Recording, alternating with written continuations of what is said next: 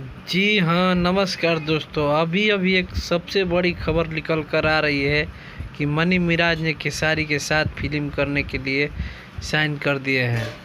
और इस फिल्म में खेसारी लाल, शिल्पी राज और नील कमल सिंह और मनी मिराज और उनका टीम भी होंगे। ये काफ़ी सबसे बड़ा फिल्म है। इस फिल्म में धमाल मचाने वाली एक्टिंग लेकर आ रहे हैं मनी मिराज और सुपरस्टार खेसारी लाल यादव। जिस फिल्म में ये दोनों आ जाएंगे, क्या कहा जाए कि वो फिल्म फ्लॉप जाएगी या हिट जाएगी। कमेंट बॉक्स में आप ज़रूर बताइए। हमारे चैनलों को सब्सक्राइब कीजिए, लाइक कीजिए और बेल आइकन घंटी ज़रूर दबा दिए ताकि इसी तरह का वीडियो मिलते रहे। खेसारी लाल ने बहुत बड़ा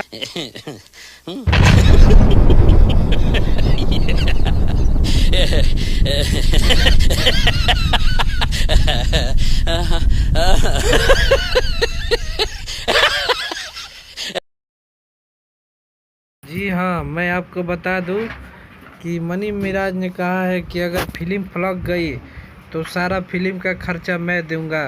सारा फिल्म का जितना भी लगेगा टोटल खर्चा मैं दूंगा।